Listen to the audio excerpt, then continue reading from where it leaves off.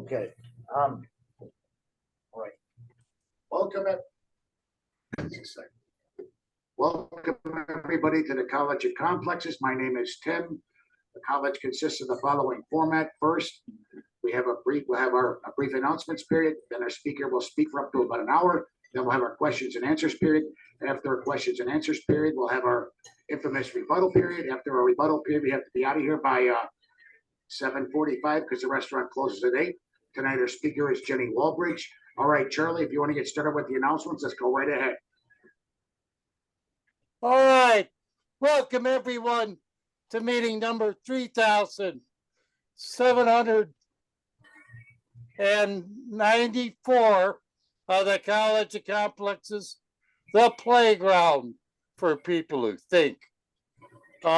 First of all, we have an email and meetup group, which I recommend everyone sign up for, or contact me, and I'll add your address to our in-house mailing list. No traffic, 1 or 2 notices per week.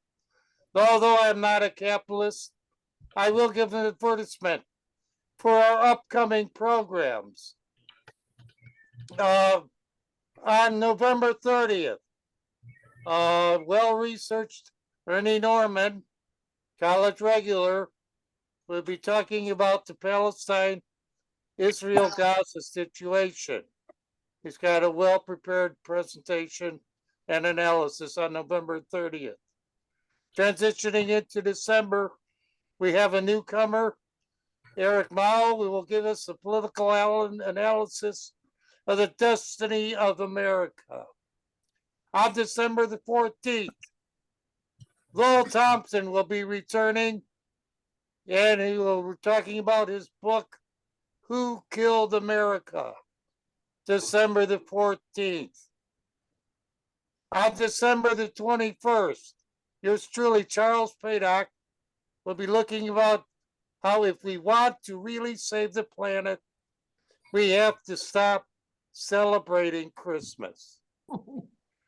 That leaves open December 28th.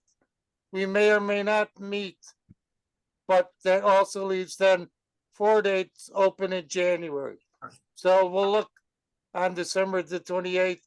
We may take a holiday and not have a meeting on that date. Okay, thank you very much. I'd like to open up for announcements. I have an announcement myself.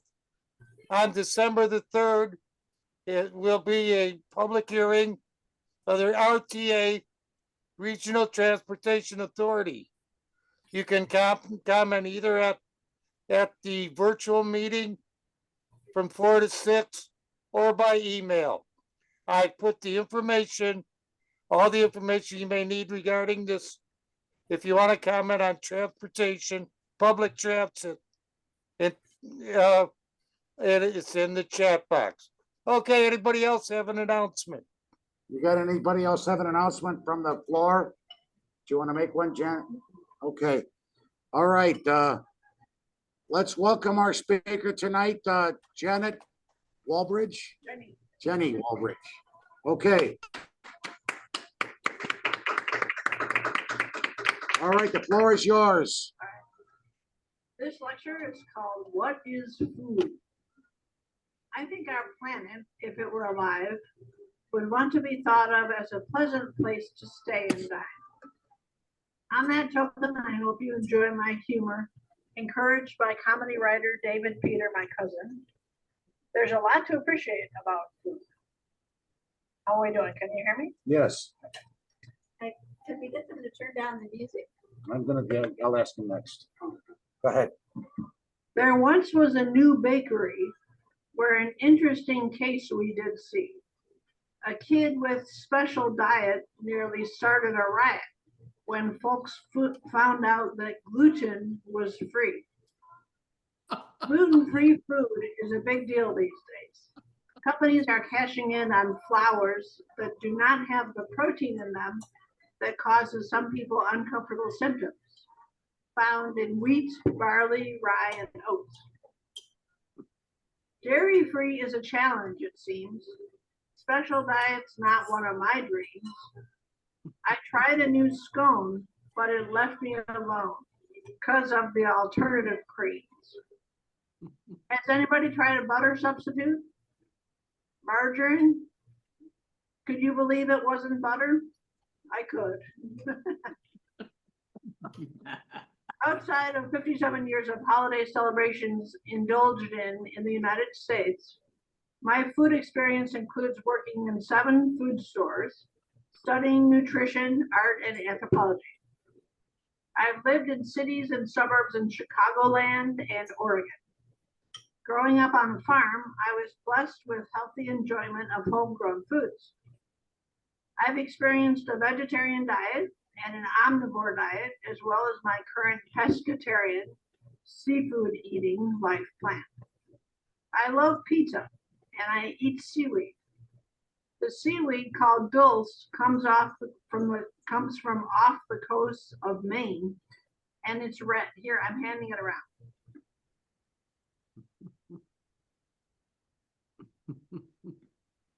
You can try some if you want. If you want to eat some, go ahead. So I see that we Americans have run into some heavy set problems. We are in a time of human development when we need to deal with certain metaphors, stuff we have suddenly not been able to figure out to go on now that we are increasingly global. Suddenly, we are realizing that we don't really know what work is or should be. Ditto for education, gender, and love. I see that food needs to be investigated also. However, I do believe that we can evolve by reprogramming our body rhythms. And that includes thinking about harvesting and sharing food differently from the way we now do it.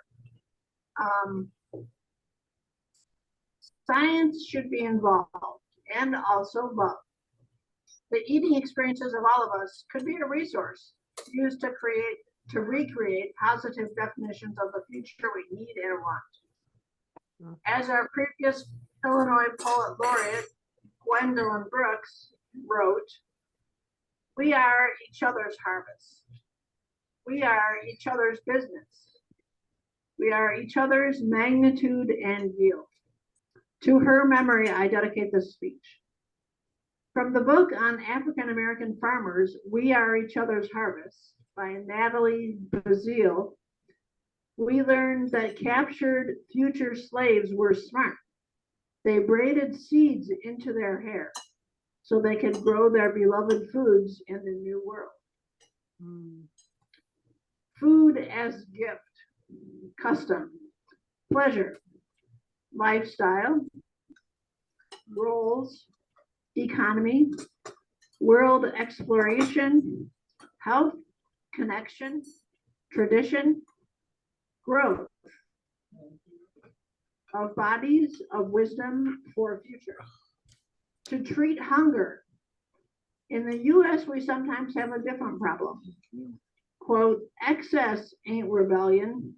You eating what they're selling," as the band Cake sings. All the world has its own foods and specialties. Here in Illinois, our talented soil grows soybeans and corn for the world. The Central Valley in California grows 40% of American fruits, nuts, and other table foods, using fewer than 1% of US farmland. It produces 1/4 of the nation's food. My experience at health foods and supermarket stores gave me access to a lot of ideas about health. From down-to-earth natural foods in Honolulu to the Sprout Shop and Nutrition World's Diet House in Highland Park, the Whole Food and Grain Depot in Oak Park, and in Chicago, New City Market and Whole Foods Market in Lincoln Park, and It's Natural on Michigan Avenue, and most recently, Jewel Food Store in Andersonville, I learned about eating naturally and curing with plants. I came across the book, Why George Should Eat Broccoli, after President Bush commented that he didn't like the veggie and refused to eat it.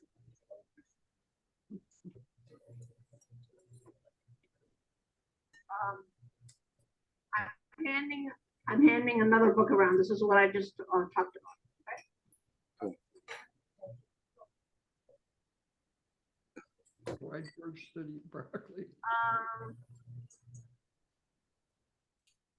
Yeah, the paperback volume, Why George Should Eat Broccoli, published in 1990 by the Doherty Company of Milwaukee, is a collection of articles and information regarding nutrition for the human. Much of it basic, yet surprising for these eyes. For example, author and chemist Paul Stitt describes research on limonene that shows its anti-cancer characteristics. This substance is present in citrus, flesh, and rind, and reverses tumor growth. See page 42, 43. But that is not nearly the only benefit to eating fresh fruits and vegetables.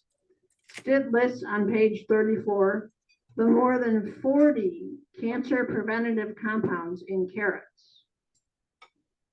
Near the end of this speech, I would like to share my answer to the question, what should we eat for Thanksgiving dinner? My response will be based on culture, research, and caring. I will wet your whistle, perhaps, by suggesting that whatever you do, you keep a healthy biome, gut condition, by enjoying many different vegetable and fruit servings. This because, as reported in May's AARP bulletin by Stephen Perrine, greater health accompanies a wider variety of bacteria living in one's intestines.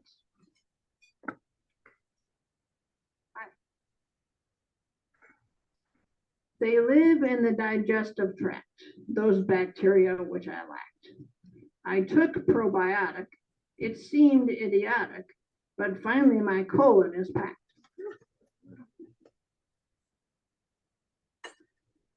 From Why George, the book, I learned that too much animal protein is hard on the kidneys.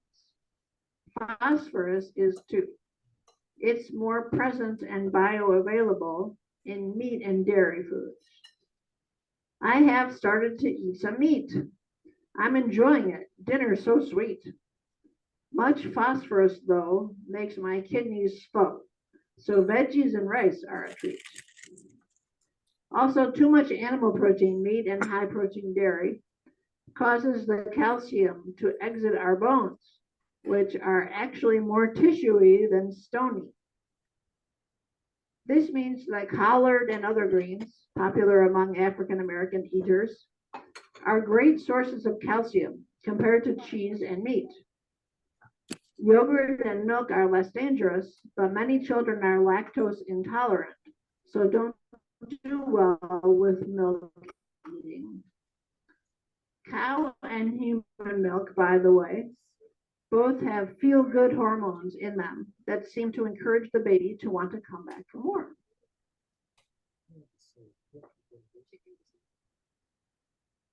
Go ahead. I'm sorry.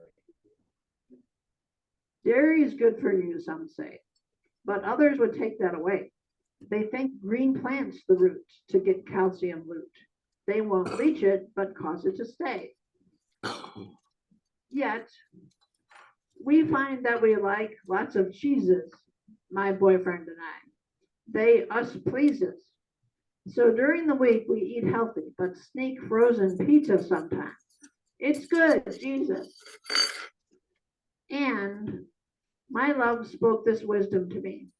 The pill and frozen food did free gals to have a life and a little less strife. Plop a pizza in. It's easy, see? Research related by Stitt in Why George, the book, on rural Chinese who eat a simple diet of rice, vegetables, seeds, nuts, and sprouts shows that they get enough nutrition, including vitamin B12, which American doctors find lacking in our bodies over here, unless we eat animal foods or take supplements. Apparently, microbes in their intestines manufacture it for them. Plus, their kids mature more slowly than ours. Their puberty occurs later, probably due to eating fewer hormones in animal foods than Americans typically do.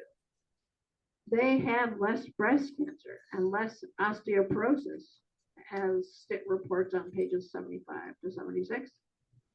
These folks get their nutrition from whole foods. They even get enough calcium and iron. But wait, this is not clever. This closeness to nature, this distance from human ingenuity, this lack of participation in the market. No, this is called wisdom. Instead of powders that can be bottled, transported, advertised, and sold, these rural folks are getting to know their mind's contributions to their bodies intimately. With every bite comes the experience, the pleasure of health beyond what powders can provide. Since our human bodies evolved to get food, every movement generated by hunting and gathering water and food in the natural world, that's what we're built for, as opposed to sitting in chairs, walking over flat cement, wearing shoes. Katie Bowman, the biomechanist, in her book, Move Your DNA, points out the problems of today's physical environment. Procuring dinner looks different for many Americans today than it did long ago, but we still have bodies formed by our past. A vegan walks into a restaurant. Give me a fake beer. I've spent the whole day napping. Would you like something to eat with that? I ate, but do you have any dessert? Our chefs just made fresh baklava. Would you like to try some? No, I'm a vegan. I can't eat honey because animals made it. Are you calling our chefs animals? No, I'm calling your chefs exploiters. Do you have any soy ice cream? Yeah, but it's manufactured by Republicans. Forget it. I'll have some nuts. At least they aren't made by crazy people. Farmers, American farmers and ranchers, Midwestern farmers, Illinois farmers. The story of agriculture, a risky business all over the world. Family farmers abused, corporations taking over, racism, competition, weather. Our Senator Dick Durbin is on our Agriculture, Nutrition, and Forestry Committee. Here's a shout out to him.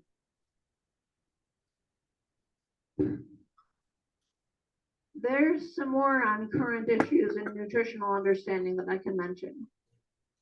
Our bodies need fatty acids, which are not a form of LSD. They are polyunsaturated fat, which helps our heart, eyes, and brain, fights dementia, and gets rid of triglycerides and high blood pressure, among other benefits. Omega-6s and omega-9s. Humans need to have a balance that is heavy with the omega-3s. Our bodies produce omega-9, and we Westerners typically get a lot of omega-6 in our diet already. Pecans, for example, have a lot of omega-6 fatty acids. So if you eat them, you should balance out with some soy, flaxseed, or walnuts, all high in omega-3s. Let's get back to why George. In describing fiber, Stitt, who is no longer with us, states that there are a variety of fibers which dilute naturally occurring and man-made carcinogens in our intestines and bind them up so they are not absorbed. However, there are differences in fibers. Now, Tim, can you hear me now, or do I need to make it? You need to be next to the microphone. Okay. The long fibers of fresh fruits, veggies, and coarse ground whole grains swell when they absorb water. The powdery fiber in cereal and fiber supplements can compact in the intestines and cause problems. But since coarse fiber from grain can irritate the bowel, it should be eaten with foods that contain soluble fiber or mucilage, like flax, which also provides omega-3. Flax was Stitt's baby. His bread from his natural ovens of Manitowoc, Wisconsin factory that provided food for Chicagoans, which I've visited, featured flax as an ingredient, which gets mucousy when you soak it. You can also get soluble fiber from apples, bananas, and other fruit, but since these fruits go down the pipes quickly, it might be best to eat them alone, according to Fit for Life, the book by a couple named the Diamonds. Fruits have enzymes which cause them to be digested quickly, as opposed to grains. This brings me to a discussion of fresh versus dried, canned, cooked, and processed foods. It is my understanding that enzymes in certain foods and produced by our bodies are needed to break down foods so that we can digest them. Also, we need fiber prebiotics to keep our bodies in shape, literally, and to feed the bacteria in the intestines, which is probiotics. Plus, our digestive tract, listen to this, contains neuroreceptors, such as we have in our heads. In fact, most of our neurotransmitter chemical serotonin is in our guts, not the top brain or even spine. This is an area of research today. If they don't come from your saliva, stomach, small intestine, and pancreas, which produce enzymes, you'll need to get enzymes from your diet. Figs, for example, help break down proteins.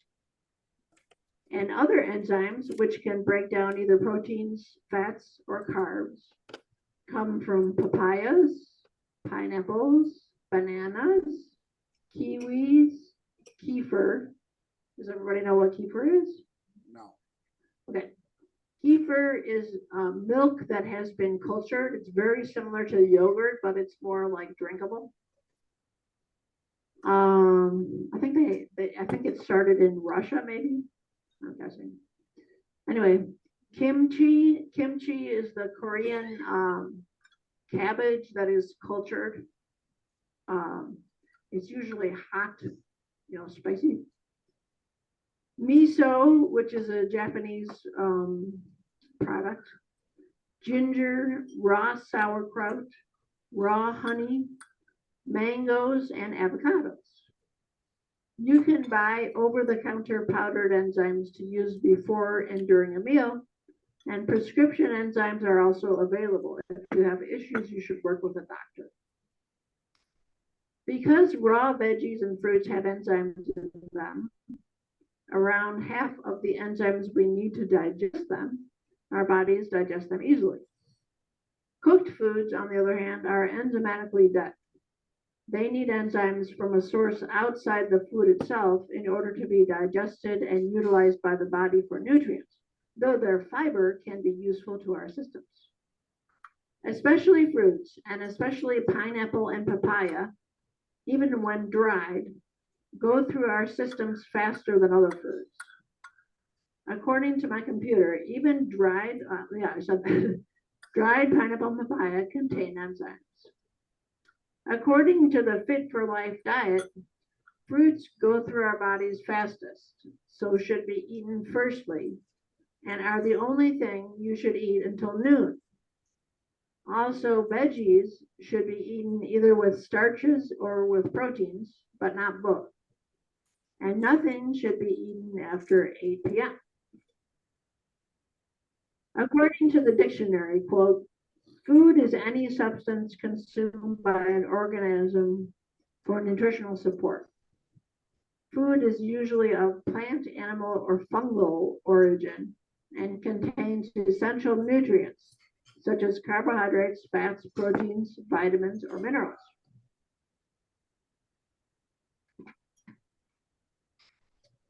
that book making its way around? Oh. Not all of what we eat as food, however, is consumed for the purpose of nutritional support.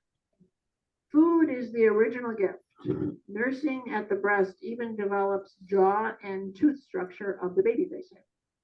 Some animals, and probably early humans, masticate their food for their babies. In other words, they put the food in their mouth and chew it. Then, when their saliva wets it and some of the fiber is broken down by their teeth,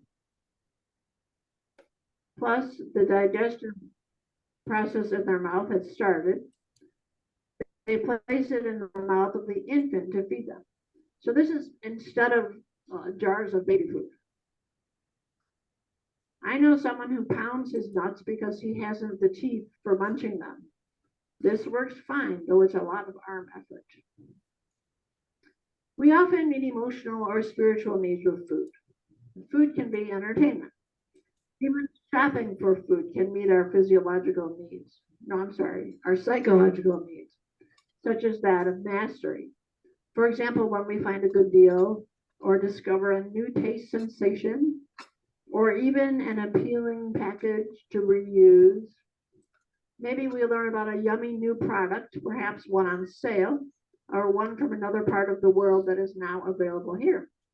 It could be that we locate a food convenient for our meal needs, like a recipe, or learn about ingredients that we want to choose a food for. Culturally, our food choices can be the glue that holds us as a group together, such as turkey and sweet potatoes on Thanksgiving, communion, wine and bread for worshiping, charity for nourishing those without, and the bonding that happens in an extended or nuclear family or group as parental care is dispensed on a daily basis. War and natural disasters disrupt food structures.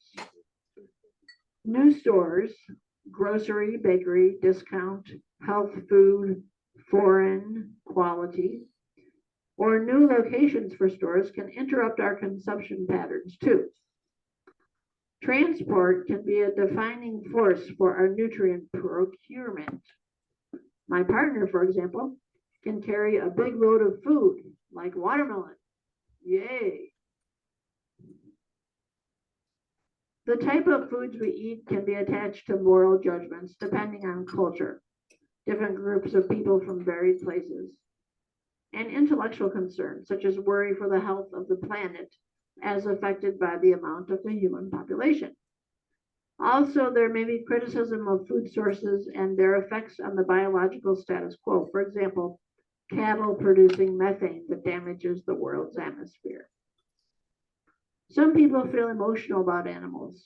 They are critical of foreigners eating dogs, for example, or consuming squids and lobsters because they feel pain. I'd like to take a little break right now. Tim, Yeah, go ahead. can I take a little break? Yeah, if you need to, go ahead. Okay, thanks. Yeah, just need some water. I sorry about that. I think I grabbed yours by mistake. I haven't drank out of it yet. Yeah, just go ahead and take your time. Does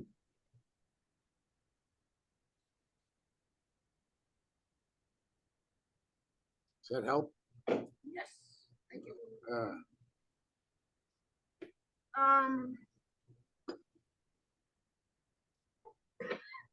Some folks have religious beliefs about certain foods, like Muslims or Jews requiring meat be certified or prepared in certain ways before consumption. Americans generally do not eat cat, dog, or horse, though horse has turned up in food for our pets. Nor do we eat songbirds or aquarium fish, though we devour tuna and hen eggs.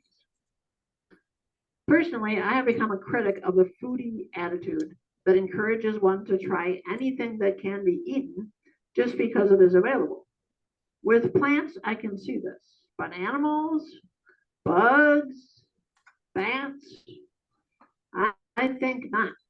But where do you draw the line? Preference can be personal. How do we eat? We chew, gnaw, and gobble, use our fingers, lick. Some people smack their lips to show enjoyment of the food. It is considered polite in this country to eat dead birds with our fingers, even in a fancy restaurant. We utilize plates and bowls, forks, knives, and spoons.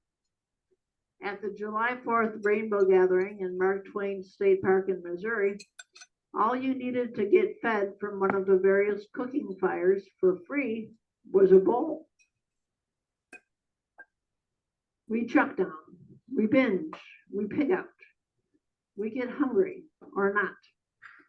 If we drop a utensil, we must go get a clean one, even if it's unlikely that germs would attach themselves to our silverware, usually made out of steel and definitely hand or machine washable. A utensil with spoon, fork, and knife all in one is called a runcible spoon. The Food and Drug Administration must approve of anything sold as food in this country. It has to be sufficiently food-like.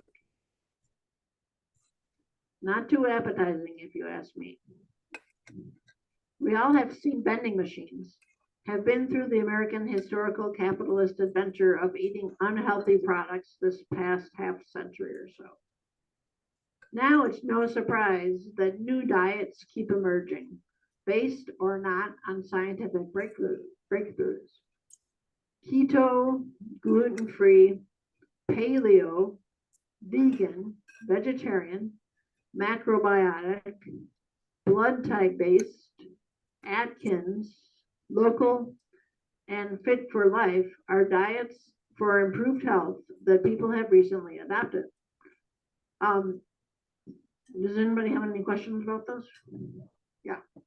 So what do you think of the blood type diet? The blood type diet. Yeah, that's a good question. I've read that book, Eat Right for Your Type. Yeah, and it makes a lot of sense to me. I'm an A.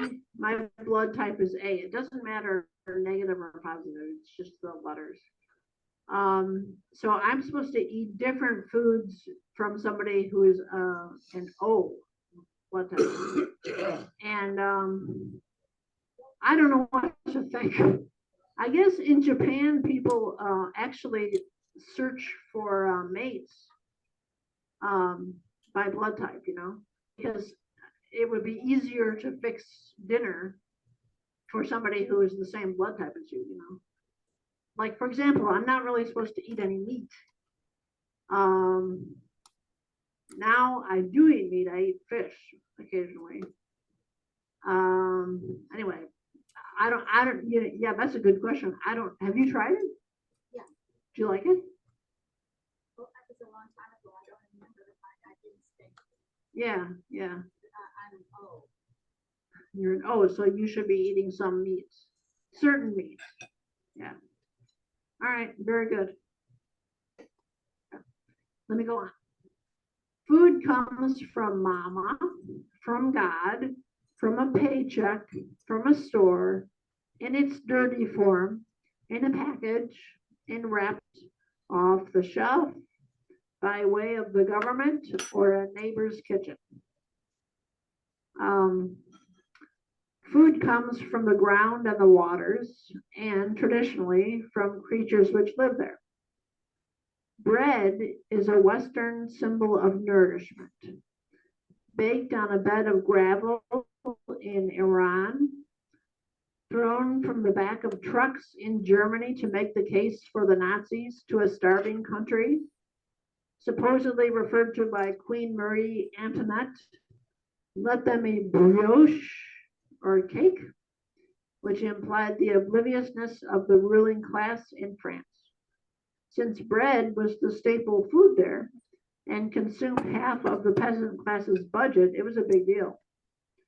Indeed, the French bread shortages of 1775 led to fighting called the Flour War. The popular gorging fests on American holidays, Thanksgiving, Independence Day, Labor Day are times when it's expected that all attendees will eat enough, often of fire roasted meats.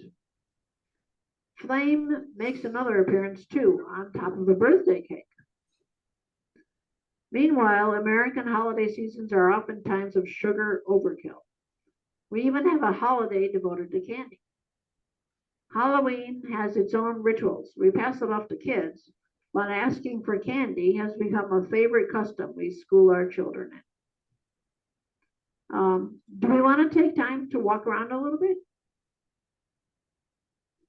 Get up. Sit down. Oh. Okay. Food is certainly a well-researched topic, though it's not completely understood in the USA. D.C. Jarvis, MD, wrote a 1958 book called Folk Medicine about folk medicine practices in Vermont, where he grew up. More than 3 million copies sold, the small paperbacks cover advertisements. Here it is. Here it is. Here it is. The author tells of being outdoors as a kid from sunup to sundown and eating native plants during the day, such as grapes and certain leaves, which kept him and his friends healthy. He also reports that Vermont farmers ate many local vegetables, such that he had to document them in this fascinating book. Jarvis is a huge proponent of honey and apple cider vinegar as well. He studied vinegar in animal food. The cows, for example, that he's tested it with, lick the sides of their trough when he puts them on their food. They are no dummies, proving selective about eating foods with more acidic content that they find in their pastures. Meanwhile, honey has been used since ancient times. It kills germs and has many minerals that we need in it, writes Dr. Jarvis. Also, he recounts using kelp, a seaweed, in food for animals. Kelp contains iodine and other trace minerals and was preferred by the farm animals. How's that dulse going around? Has everybody seen the dulse? You got it there? No, the dulse. Yeah. Jan, you want to give it to those guys? Did you like it? Yeah. Oh, good.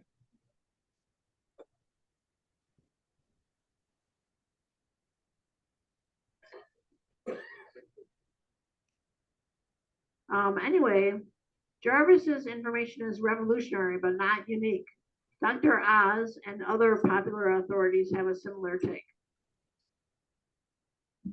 The study of the blue zone, very old island-dwelling Greeks, the Icarians, published in the New York Times a few years ago, said they eat more vegetables than many people do.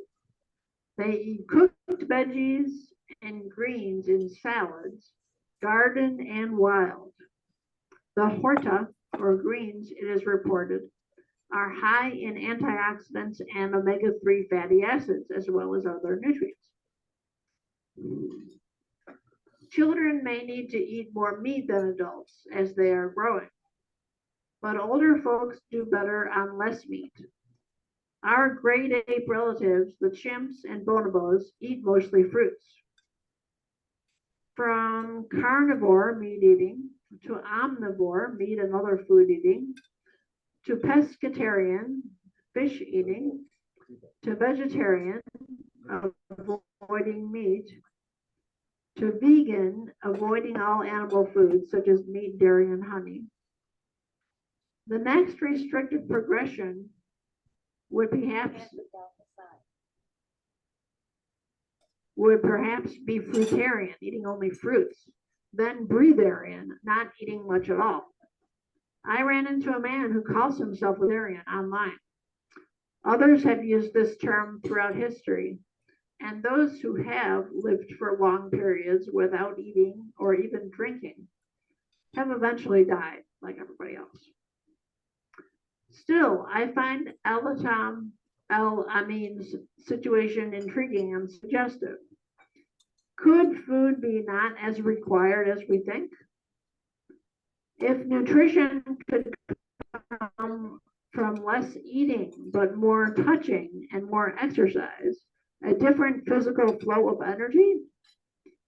My ancestor, George Wishart, the first Protestant martyr, eventually burned at the stake, reportedly fasted every fourth day. Though I have done a liquid only fast once a week, I have never achieved George's method. I have found fasting tricky because the people around one are involved with one's eating habits.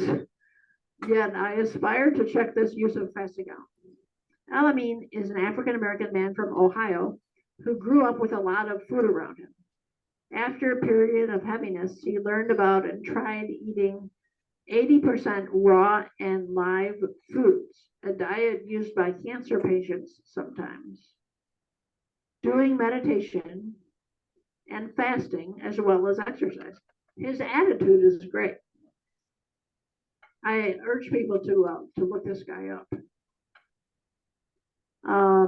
He talks about living on his body's energy, and it would certainly be great for our burgeoning world population in future if all people could eat less. Amin says, agreeing with other breatharians, that the sun is a source of energy. There are energy channels within the body, and he has opened his. He says he holds light in his body and lives on prana. I have no problem if this works. I hold no stocks in food companies. I like to help plan for a future more gentle to the planet. Furthermore, my father is a meditator and he is quite trim. Almost 90 now, he has remained in touch with his body in some very important ways. He's the reason I found out about kefir, the fermented milk drink, and farmer's cheese, fermented cottage cheese. Sometimes, like a breatharian, he skips meals, and he is a physicist. Speaking of which, let's break. My good and great sugar, he say, let's eat leftovers today. So he cooks with a pan, what ended now began, and we both agree we should quote, hey. Doing dishes is a bore. One may ask, what is it for? Well, if the meal is grand, give pleasure to the hand. Burn calories. You can eat more. People have known about plant medicine sources for a long time. Now that we humans are becoming degreed consumers, we ask of general hospital treatment. That is, keeping your attention on the screen, seeing all those potential side effects until you perish from sedentary behavior.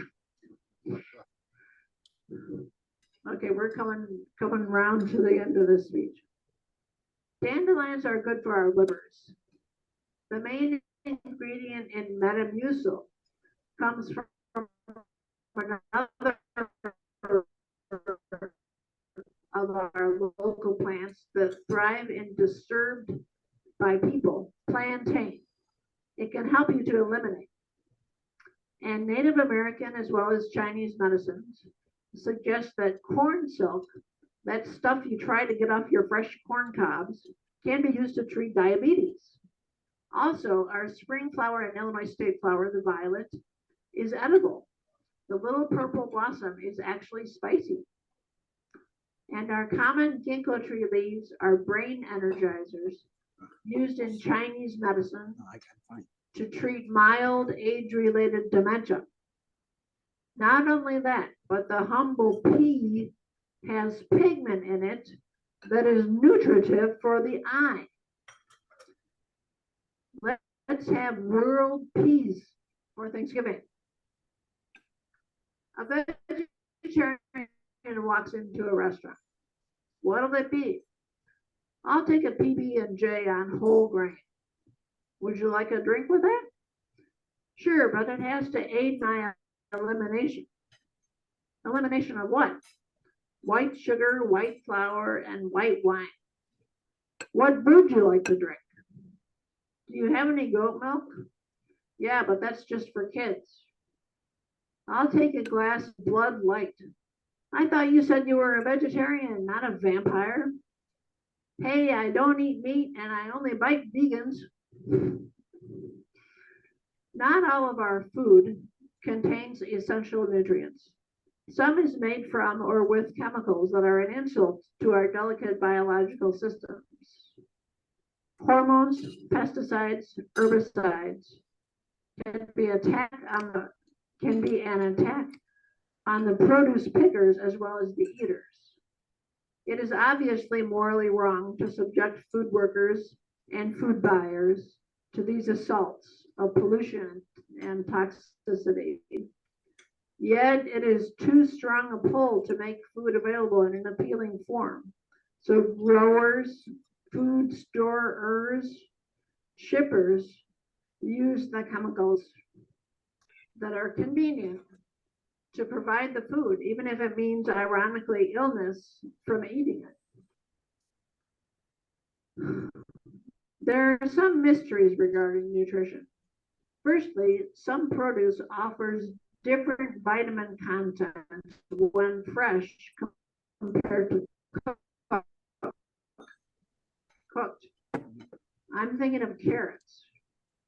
Button mushrooms are said to be able to create vitamin D when exposed to sunlight for 15 minutes. And I read a study trying to show that highly processed fruits and vegetables actually gain in phytonutrient content after processing and storage. I don't know how this could be because normally fresh produce is the most nutritional. I'm curious about these issues. Meanwhile, I love a smoker. However, I can't help but be annoyed by polluters of my air. I know how to get some of the repair my body needs to recover, but eating foods with antioxidants and repairing my depleting vitamin C stores takes money and time. My body could be using those nutrients to repair other assaults I might be under and to help me live longer. Okay, solutions for our American plight include: one, maybe older folks whose systems do better on limited meats can get nutrition from other sources than what is traditionally considered food. Acupressure, like acupuncture but without the puncture, a system of Asian healing touch, seems so beneficial to me. Could touching be nutritive? I'm just wondering. If acupressure were taught to all of us, people could prevent illness. Maybe even a hug could be helpful. Elamine might be onto something. Part of the experience of eating food is its physicality, the touching it gives to our insides. Two, nutrition should be taught in schools for youth and adults and not funded by food companies. Three, I suggest Artemis, American Recovery Team, Ecological Muse, International Synthesis, a collection of worldwide ill health preventative practices, including eating styles and foods. It's great to have tradition loyalty, but it becomes obvious with science and self-study that sometimes we feel better depending on our food. Food preference can be balanced, but never should we go without, at least on Thanksgiving. Nutrition is worth examining. Four, one Artemis practice will be the encouragement of studying, growing, and eating medicinal herbs. Five, for Thanksgiving dinner, the first thing is to feel the thanks. We are all Americans, we people living in the place we call the US of A, on November 28, 2024, no matter where our ancestors are from. The fair being what we perceive as a treat, usually defined traditionally, whatever that means to us. Let it cure us together from our own deficiencies, our particular American mishaps and missteps, our PTSD from our need for healing. 6, how about some wild rice? It helps the economy of the reservations. Native Americans harvest it from lakes and waterways in Minnesota, Wisconsin, Michigan, and the shores of Lake Superior.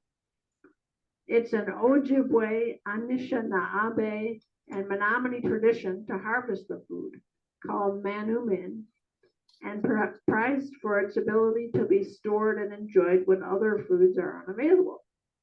It should be available in grocery stores today. Now, I went shopping for some wild rice. I could not find it in grocery stores. I tried like 6 different grocery stores, including World Market, and it just wasn't there. It used to be there, like years ago, you used to be able to find it. Now, I have found it online. So you can, it's brown, it's a dark brown in color. It's not actually rice, it's a grass, but it's edible and it tastes pretty good. So anyway, you can get it online. 7, we can recommit to each other and our country by the pleasure of eating the tastiness of Thanksgiving, the only meal specifically American. Let's pay attention to what tastes healthiest and let our bodies and minds learn. So next time we can even enjoy eating food more and maybe treating our planet a little better. Here we are. And I'm just going to end with a little poem. It's called, "We Could Make Life a Lot Easier for a Lot of People." In some other countries, the folks are allowed to do small capitalism and proud of their food stand they are. And why don't we give some small housing? Austin, Portland, see? One might just heal when they come to possess their own doorknob and even to feel blessed to live in a space where they can just cry or take a nap in privacy. Sound good? Let's try. Because people are touching and people need warming. They want to run inside when the bugs are swarming.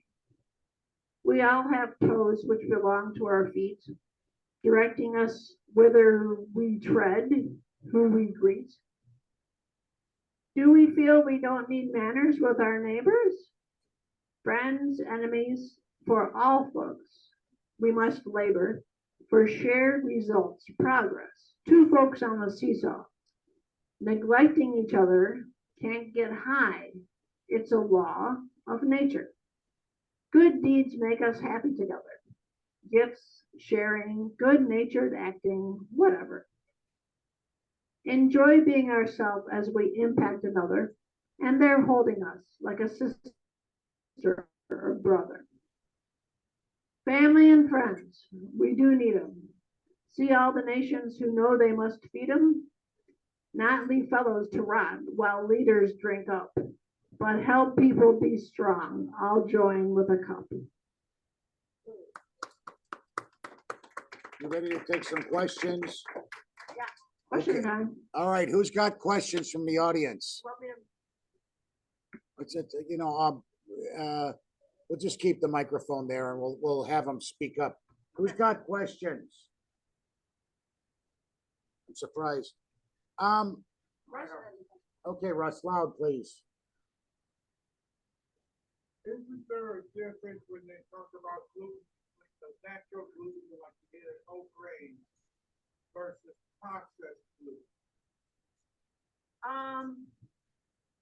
Let me think about that. Would you please repeat gluten is the question? Just repeat the question. okay. Yeah, he asked, is there a difference between gluten in grains, right? And then gluten that is separate that you can buy, right? Well, how processed foods have processed gluten and then your whole grains have natural gluten. Yeah, because gluten is a protein, can be used in recipes for stuff. You can add gluten like to bagels or whatever to make them more, whatever.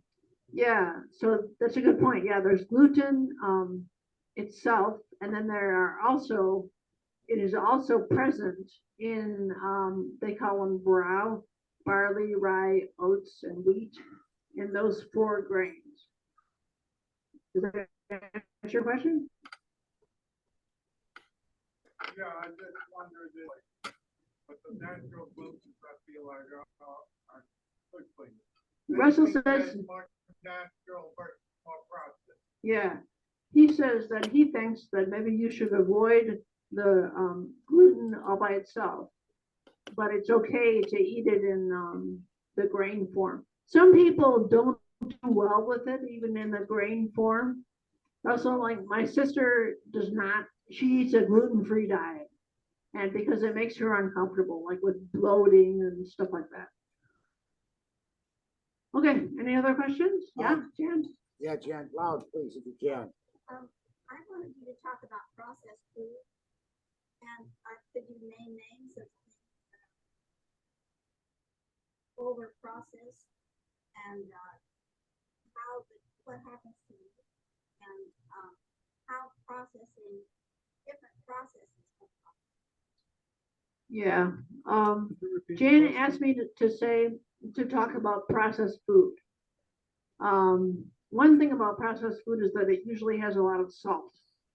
And for certain people who have, kidney problems or maybe other problems, that salt is really bad for us. So that's one thing that makes processed food something to be avoided. Processed food, I mean, if you read ingredients of things that you might want to eat, a lot of times they have a lot of phosphates in them, like dicalcium phosphate or phosphatidyl, whatever, which makes them a challenge for our bodies. For example, sweets with different, I think we all know about corn syrup, high fructose corn syrup. That's supposed to be very bad for us, especially people who are overweight. It's a kind of a sweetener that can add to that problem. What else? What else do you want me to say, Jen? Well, I was wondering about the process itself. For example, in making potato chips that you buy in a package. It seems they're overcooked. Or they're very dry. She's talking about potato chips. Yes. Are Yeah. they dry or are they overcooked? That's not I don't know. I would say that any kind of potato chips or processed food is to be avoided. That's what everybody says. All the doctors and people in the Y George should eat broccoli. This folk medicine book, everything I've read about nutrition says avoid processed foods. So if you want to, play it safe, go ahead and take that to heart. Yeah. Well, Charlie's next, so we'll get him next. Charlie, go ahead. Charlie, your hand's up. Go ahead. Yeah. All right. Thanks for the talk. Jenny, while waiting to log on to the college, I asked the computer, I did a search, and I asked the computer, is turkey healthy food? And it took me to a website called Healthline, HEALTHLINE. And it said, I put this in chat, looks like turkey is very good food. And it's even recommended it about a dozen good vitamins. So I don't understand this. Why are you avoiding a food that appears to be good for you? good for you means different things to different people. And turkey itself, I know it has a lot of good nutrition. However, it is an animal food, which a lot of health writers and thinkers um, believe is not good for us. I think it's a balance, especially on Thanksgiving where you have an emotional connection to the other Americans who are all eating the same thing. It's kind of exciting. Everybody's having, turkey. Maybe not everybody's having mashed potatoes or sweet potatoes or, whatever, collard greens, but everyone pretty much is eating turkey. And I know that turkey also has tryptophan in it, which is a relaxing, I think it's amino acid. So that's a good thing. I mean, we have to. Every one of us is an individual with their own individual needs and preferences and histories. Every one of us has their own memories connected with maybe eating turkey or being with our family. Being with friends. So we have to honor those things. I have a friend who became a vegetarian for the sole reason that he was thinking about Thanksgiving and he thought, wow, how many turkeys are being sacrificed, all over the country. Yeah. Does that answer your question? Yeah, thank you. Sure. By the way, it's 45 million turkeys are consumed on average. 45 million? 45 million. 35 million? 40 FOUR. Okay, got it. 45 million turkeys are consumed on one day in this country. So that's something, yeah, thank you for looking that up, Charlie. That's very interesting, right? Another question, since you asked, there are 15 animals, domesticated animals, that humans commonly eat. Are they all no good according to the vegans? Yeah, that's what the vegans say. The vegans say that any animal food that is made of a dead animal is no good. And they refuse to eat them. That's what the vegans believe. Even honey, which is made by the labor of animals, which are bees, they don't want to eat honey. So I find it useful to keep different ideas in my mind about these things, because part of me agrees with the people who don't want to eat any animals, but part of me is now eating fish after being a vegetarian for 30 years. And I'm enjoying eating fish. You know, there are different, everybody is in control of a different situation. You just have to figure out what you want to do to express yourself, to express yourself, enjoy yourself, connect with other people, maybe connect with, food sources. Yeah. Another question? I just want to know if any person's books, this person's sitting here. So can I bring these, has this person seen them? Behind you? Yeah, we'll bring them up front. Okay, great, thank you, yeah. Okay, I'd like to know what would you consider that perhaps maybe our American diet could consist of a little more crow, eating crow and its nutritional values. Where'd you come up with this idea, Tim? I was thinking I could feed some to Charlie one of these days. Looks like he proverbially eats it a lot of times. Do you know anything about crows and or not? I know a story about a crow and eagle. Do you want to hear it? Yes. Okay. So one day there's an eagle. I think this is an Iranian story. There's an eagle who thinks, I'm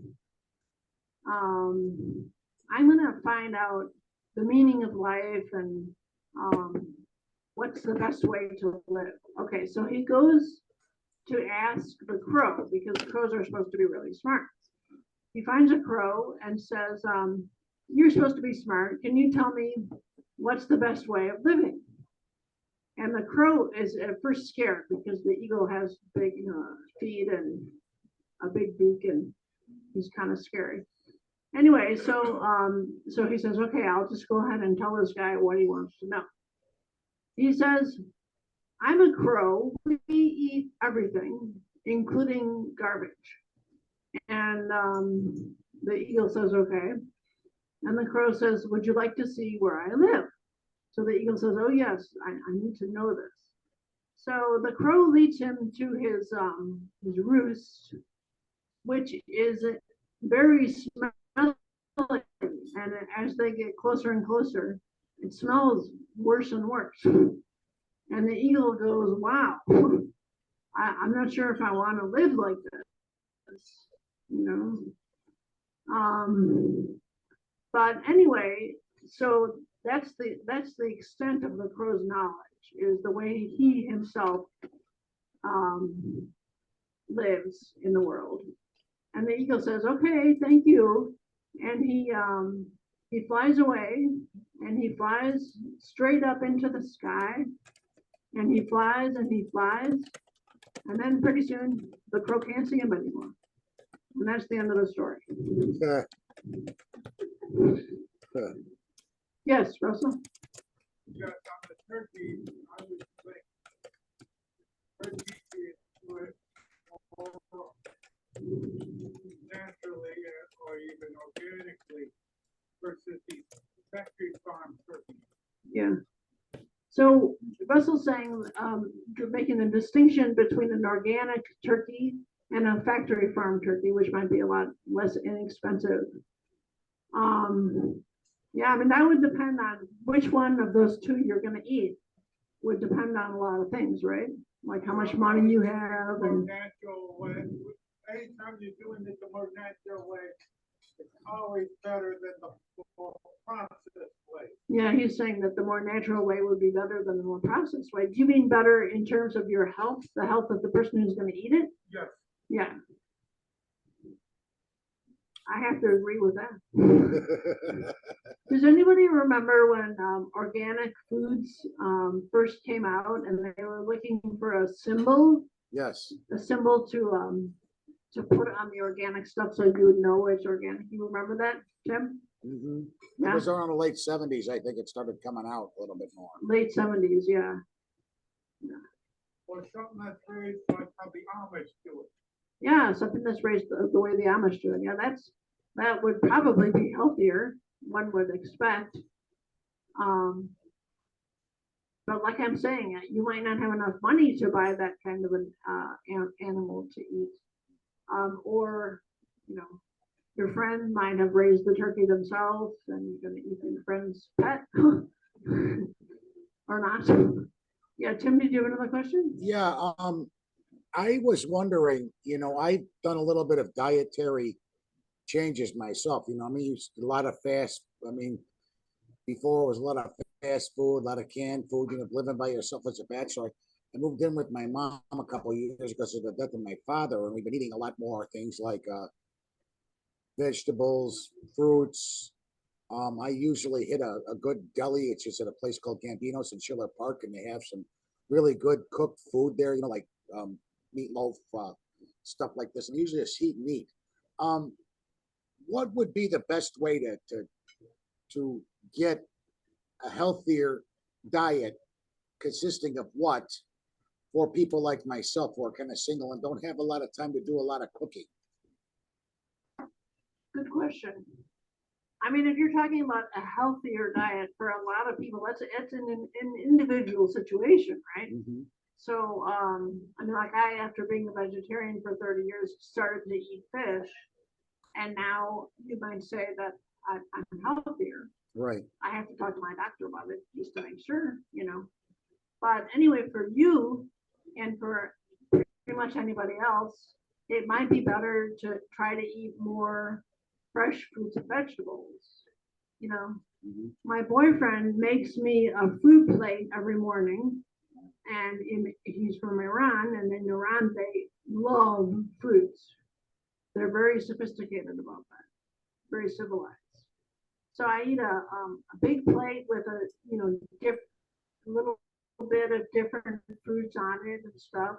And that's a great way for me to start my day. It goes along with that Fit for Life diet that I was mentioning about the enzymes.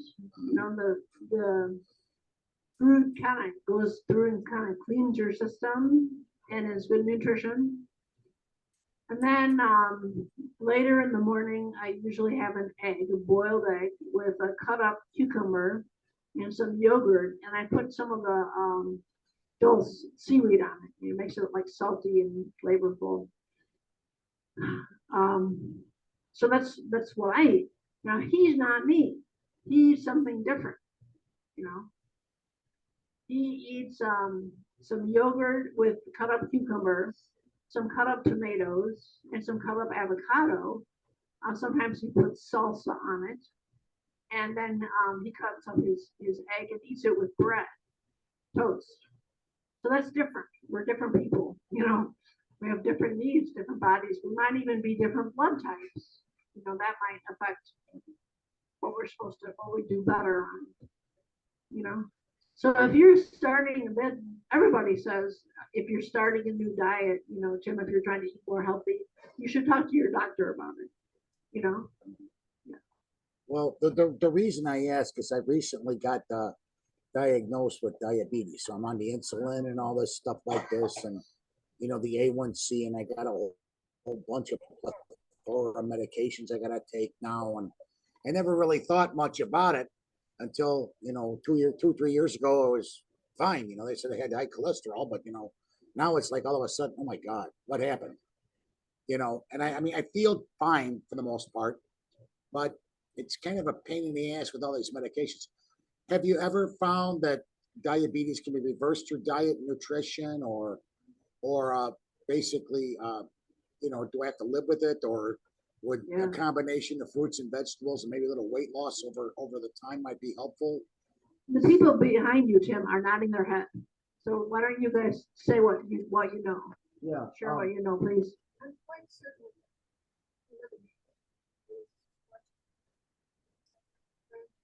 Who is. What can you bring the? What can you? I just I bring can them. speak more loudly. Yeah, go ahead and speak loudly if you don't mind. But she, for instance, says that bread is the thing most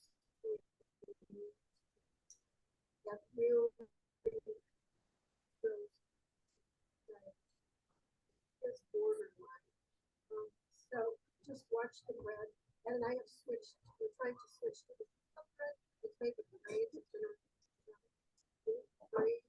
Find it in your cooler, and there's many stores. But yeah, definitely, you know, don't lose all You're talking like bread and fish and bread and potatoes too. Yeah, because I mean, Pasta. well, Pasta. pasta, but you can find so many pasta. Yeah. Chickpeas these days. Yeah, that's a good point. They've come out with a lot of excellent different foods that you can try, and they might be helpful for your diabetes, Tim.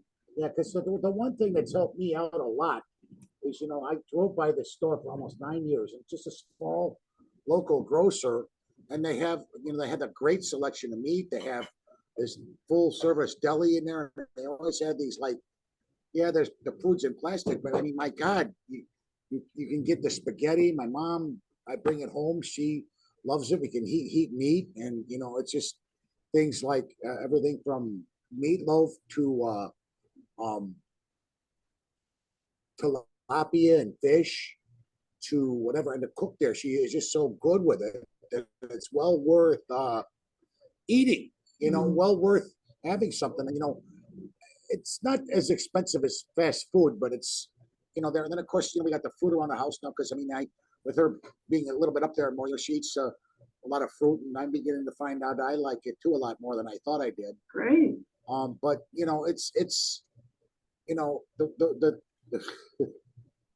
you know, I got one of these jobs where the stress level's like beyond belief sometimes when I'm selling on Amazon and eBay. And you know, I mean, I'm active a lot during the day, you know, up and down on my desk and all that stuff. So I'm not sitting there at the computer Great. every, you know, I might be there like most 45 minutes, but to get up and do something, you know. Yeah. Do you want me to respond to that? I have a response to that. Please do, Okay. please do. In my previous lecture for the College of Complexes, it was about exercise and sedentary life and stuff. And one thing I discovered through my own research is that there's a guy from Cornell named Alan Hedge, and he has a really good idea. I thought it was a really good. So for every 30 minutes that you're sitting, you should take 8 minutes out for standing and 2 minutes for just moving around, you know, like dancing or whatever, as active as you can be. And that makes sense from an emotional level too. You know, if you can't take 2 minutes to dance around, that means that you're not in a joyful place, you know. And it also makes sense in terms of productivity. The more you move around, the more productive you're going to be at whatever job you're trying to do, you know. Because then when you sit back down, you're more energized and the blood is flowing, blah blah blah. No, I mean, I get enough energy now because sometimes I have to haul packages and things like that and everything else. And it just gets to be a little crazy after a while. And sometimes I just have to just stand up and walk outside for a few minutes. Yeah, because you're a human being. Yeah. But I think Jan had another question. Jan? yeah, Jan, go ahead. Did you ever see a book called Sugar Blues? Oh, yeah, that sounds familiar. Yeah, and Louder, Jan, if you can. one of the things that I have noticed is that I react badly to sugar, and I learned why by reading Sugar Blues. Okay. But and I also wanted to say when I very first became a political activist, we went to Decatur, Illinois, to the Staley factory where they produce sugar. And the men were on strike because the process of making sugar, and they do it from, they don't do it from cane beets. And the chemicals they were using were making them sick. And this was extracting sugar from the beets. And it's a very interesting lesson that the chemicals that they use. And then the other day I picked up a snack that was inside of a little package, and it was something and I started eating it, and you could taste the fact the sugar had been used to produce that. And I looked on the package and sure, you can taste it as soon as you get used to not eating sugar, then you can taste it in Okay. Interesting. You think people heard that? I think you might want to repeat it real quick. Can't just to hear make any sure. of that. Yeah. Go ahead. You repeat it. Charlie couldn't. Yeah. Go Oh. ahead.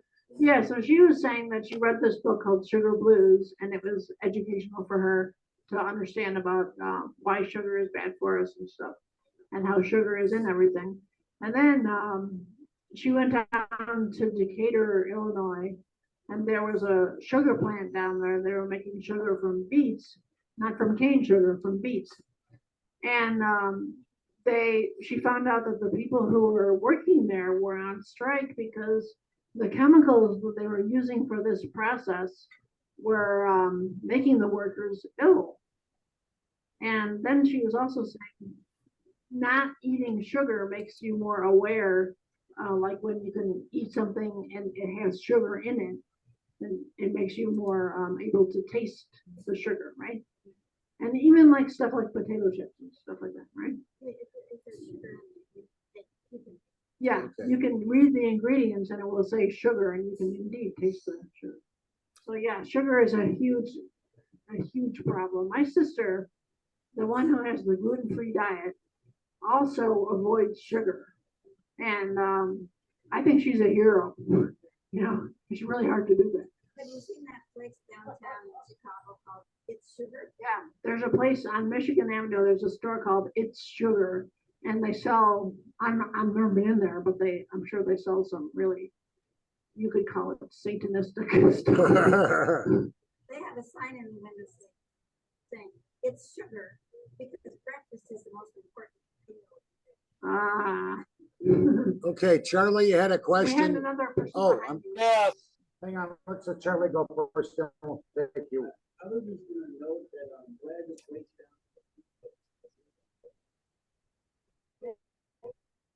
Anything that has bread, whether it has it. Good point. Okay, repeat And then what you there's just said. he was saying that glucose, bread breaks down into sugar. And there's also lactose from milk. Lactose is milk sugar. And is that it? Lactose, glucose, sucrose, maltose, and fructose, and dextrose. Yeah, thank you. Yeah, there's a lot of sugar in our lives sometimes, unfortunately. Okay, Charlie, you had a question. Go ahead. yes, I just heard that there was unanimous agreement that all processed food was no good. And this is a topic I watch every day, how foods are processed. I've been researching this. If they're using organic ingredients and putting together packaged foods, how does it suddenly become no good? Even your example of fructose sugar, this is a corn product. How does corn suddenly become no good? I don't understand this. Yeah, it's things Tell like me how an organic products suddenly become no good. okay, foods that might have some sugar in them, like fructose, like fruit, all food has some fructose, which does break down into sugar in your body. It also, number one, I don't know that much about this, but also I do know that those foods also have a lot of other really good stuff in them. Like the Why George book lists different vegetables and fruits and lists the anti-cancer compounds in those ingredients. And there are like a million. Like I said, carrots have like 40, and like citrus fruits have like 60 or something. So we do need some sugar. Our brains run on sugar. I believe it's glucose. Yeah. As a corollary, what are the best fruits to help stave off things like dementia or any of that type of thing? I mean, do you know or not? I do not know. You could look in that book. It might be on there. Okay. So we'll take a look at the Why George Should Eat Broccoli book. Ah. I think the answer to Charlie's question is what happened at the state event. And that is they take the vegetable beets and they process it with such dangerous chemicals that the people who are working in the factory get sick. They don't do that. I have no idea what she's talking about. Okay. That is not valid. You can't tell us what they do. So what is if that means all processed foods are no? I don't understand how organic substance can be hazardous to human beings. Oh. Well, people are different, Charlie, so you have to take each No, they're person not. Well, Charlie, don't forget, organic is also tobacco. Organic is also They're marijuana. not eating it. You can get edibles. You can get edibles in the stores. I have no idea what you're talking about, Tim. You can get edibles. You can get edible marijuana. Throw us tobacco for dinner. Okay, I'm getting ready to go sit down and That's eat some fine. dinner. We'll go to rebuttals then. Okay. All right. Who's got rebuttals tonight? Surely people do. All right, because I'll give the first one if you guys don't mind. Okay, And I'm gonna go on. I'll just talk a little bit about the illustrious crow. okay. Oh, come on. Oh, yes, Charlie. Oh, yes, we're gonna be okay with it. You see,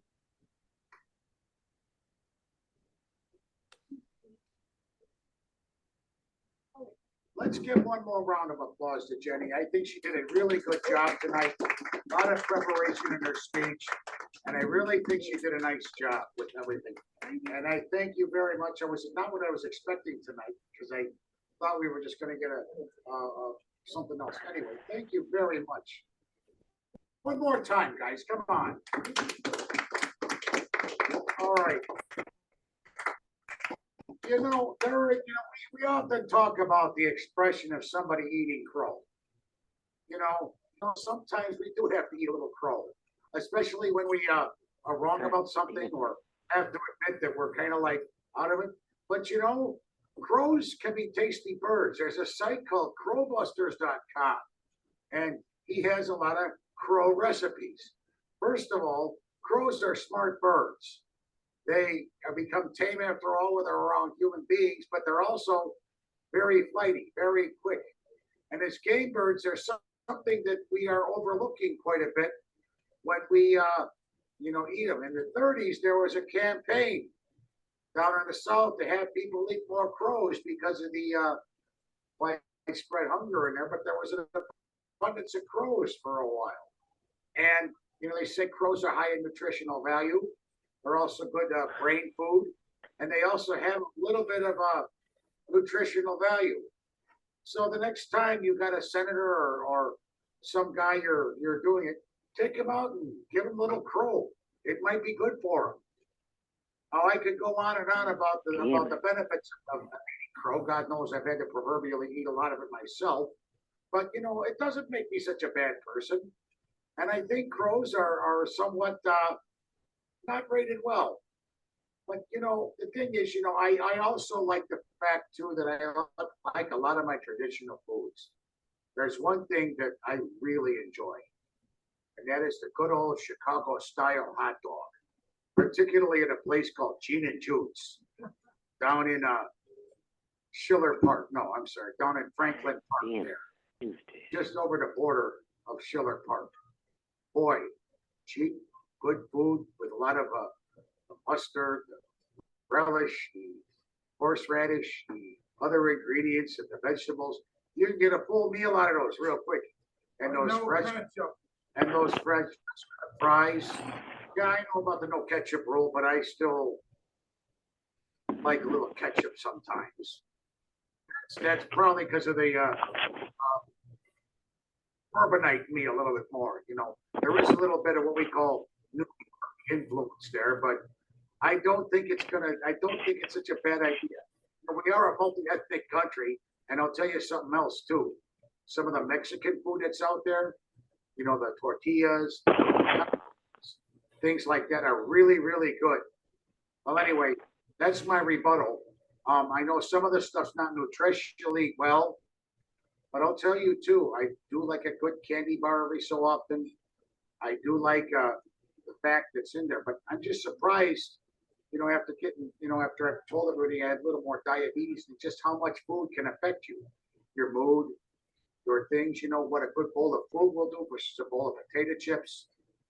Anyway, that's all I gotta say tonight. And if we need to have a little crow, you want to come up? Yeah, go ahead. Okay, so I think that now you have Come on up. No, an entire industry building now talking about food Yes. and what you should eat and what you should not eat. The gentleman was mentioning how food and organic can be bad for you. And the fact that we have so much food in America, people love to eat. And in a way, I think it's like making something very simple, very complicated. And then when people are confused, then you have an expert to come and explain. Right. just any person can feel personally what they like and what they don't like, what you know or not.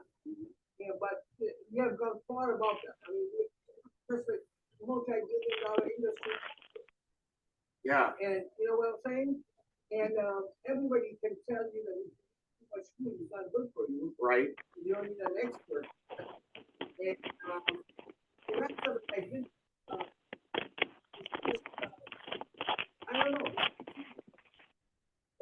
Everything else now in America, because of the research, it comes to death by talking over and over about it, like an endless amount of material about Trump. Like we got the idea the first day that what you told us, Right. but it goes on and on.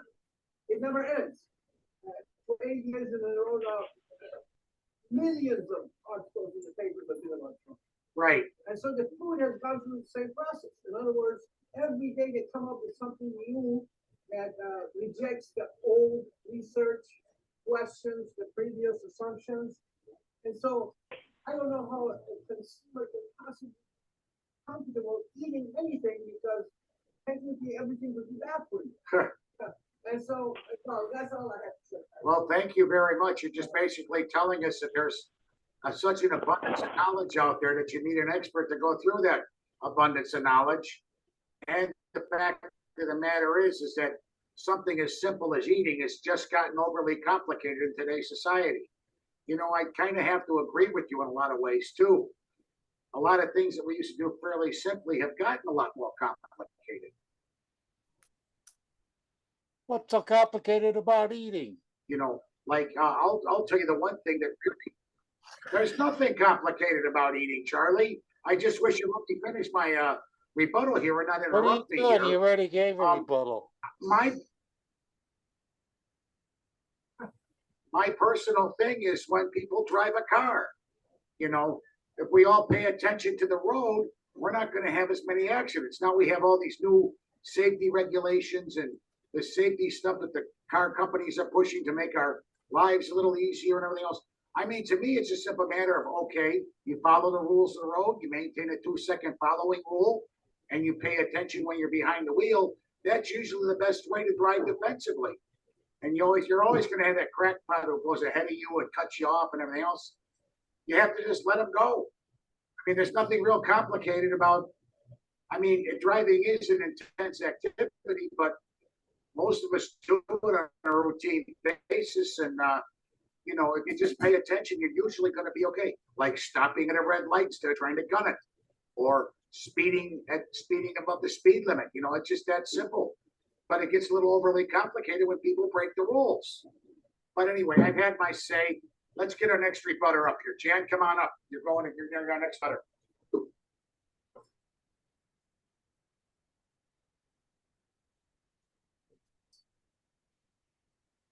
Go ahead, Jan. Take whatever time you need. And speak into the mic, okay, please? I thought it was really interesting when people decided that animal fat was not so bad for you, and that, and I personally know that, although I don't do this anymore, that there is absolutely no substitute for lard in pie crust. You can't make it any better with any substitute. But okay, so I wanted to tell you about a talk that we had at the Night with the Experts last Thursday. The talk was by a guy named Aaron Datesman, and he and a friend named Doug Brugge, B-R-U-G-G-E, wrote a book called The Dirty Secrets of Nuclear Power in the Age of Climate Change. And that's a free book. You can go online and download it and, you know, have it in front of you on your screen for free. But if anybody wants that book, I have already downloaded it. It's a PDF document, and I can send it to you by email. My email is janbudar1@gmail.com. And if you want me to send you the book called The Dirty Secrets of Nuclear Power in the Age of Climate Change, I'll be glad to just attach it to an email and send it to you. But his basic Oh gosh, just wait a minute, please. There's a lot of noise right here.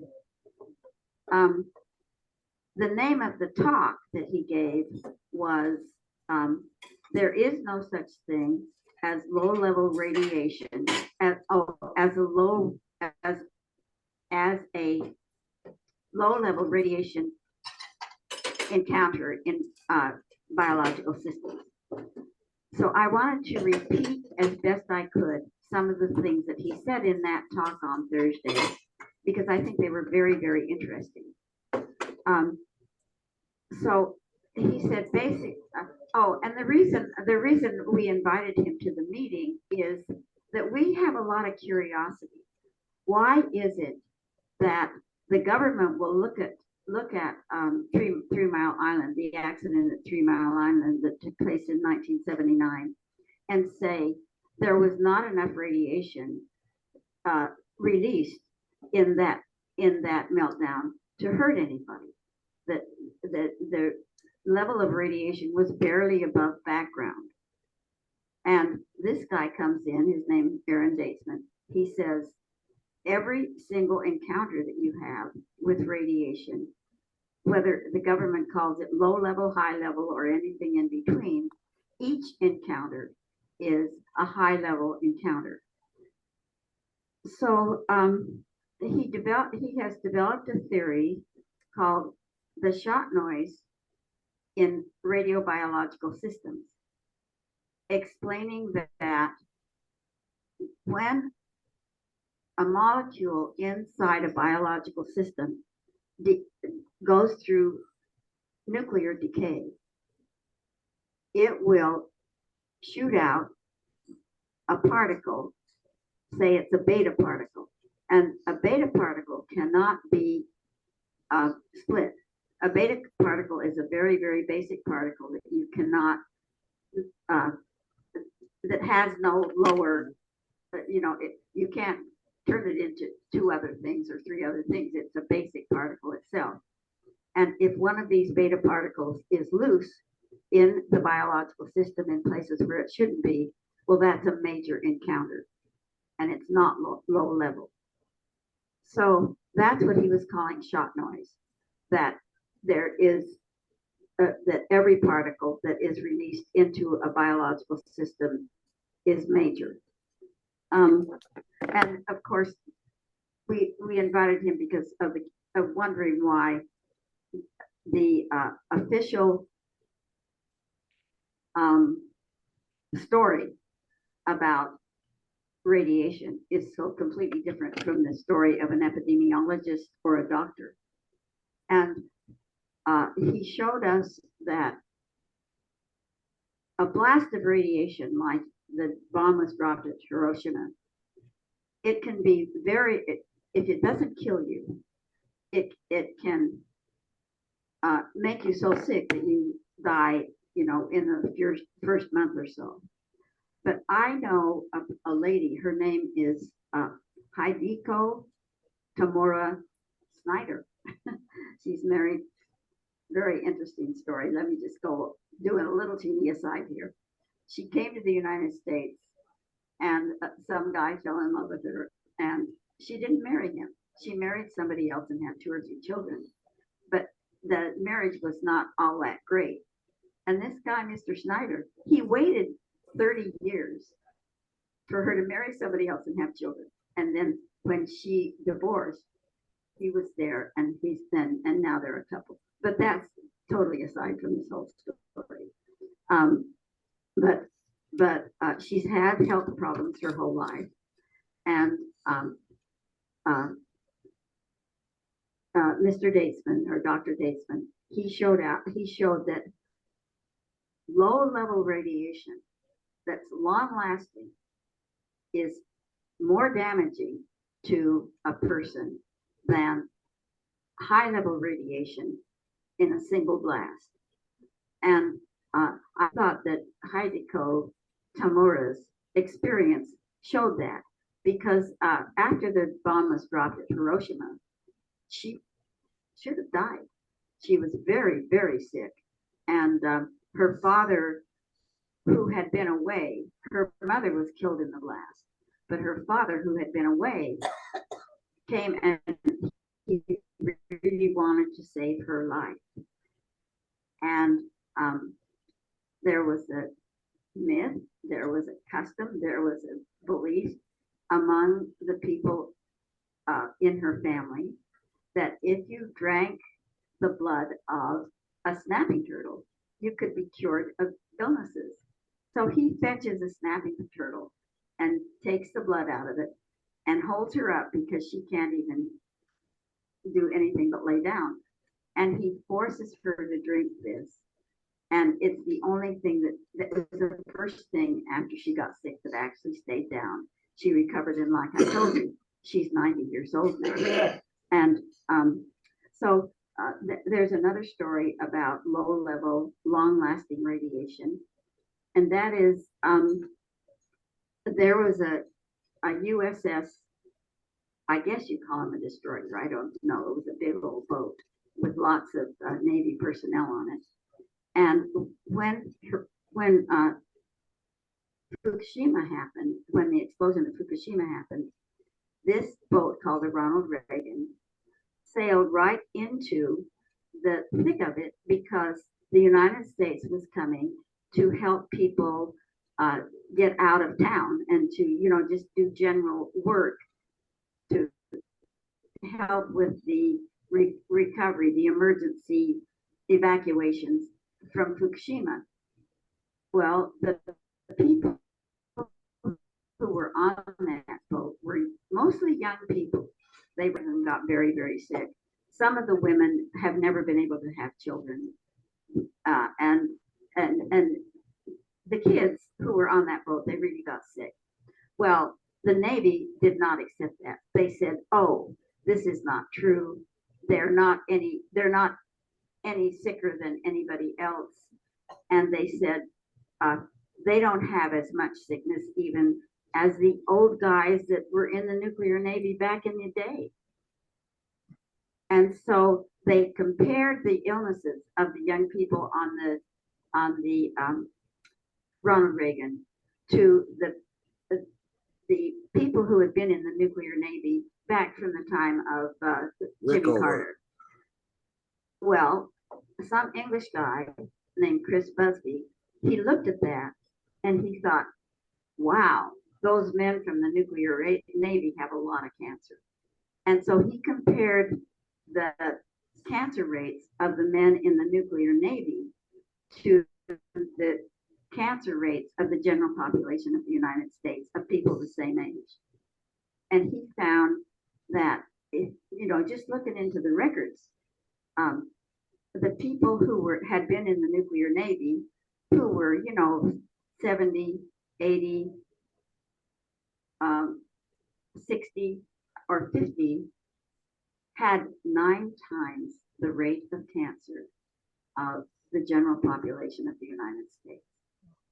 And this was revealed to him by accident because the Navy put out that statistic without realizing how high the cancer rate among the men in the nuclear Navy was.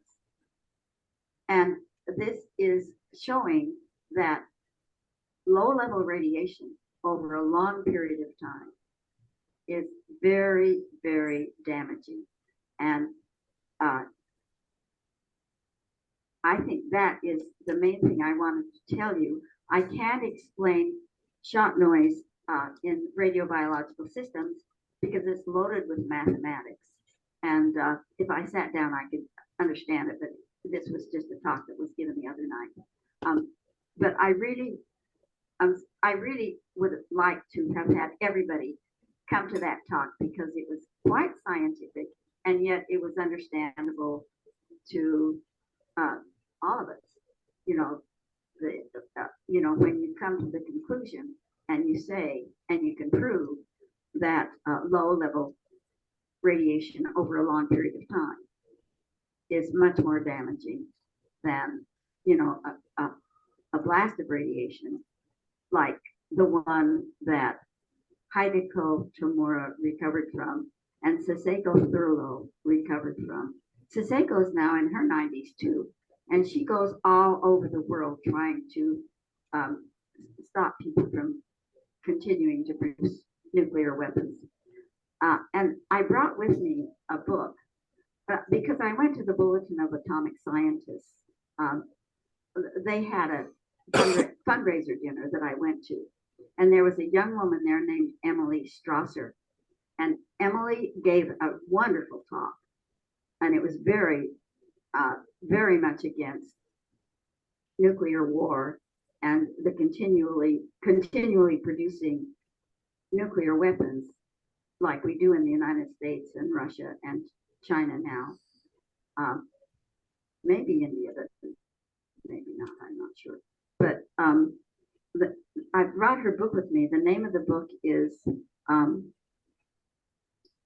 The Half-Life of a Secret. Because Emily was raised around Oak Ridge, Tennessee. She's young, you know, I don't think she's over 40, so she's less than half my age. But she was raised around Oak Ridge, Tennessee, in just a wonderful place where there was a lake where she could swim, and outdoors she got acquainted with all kinds of nature, and just, you know, she had a really, really nice childhood there. But her grandfather was a worker in Oak Ridge during the Manhattan Project, and he was very, very material in producing the bombs that were dropped at Hiroshima and Nagasaki. And so she's delved into the fact that all of the people who worked around the in the Manhattan Project in Oak Ridge, Tennessee, they all knew each other, and they never talked about their work because it was completely illegal to talk about what you were doing or to surmise what it was all about. And so she has spent a lot. She's a very good writer and a very good researcher, and she's gone back to original sources to try to figure out what happened in Oak Ridge, Tennessee during the Manhattan Project and afterward.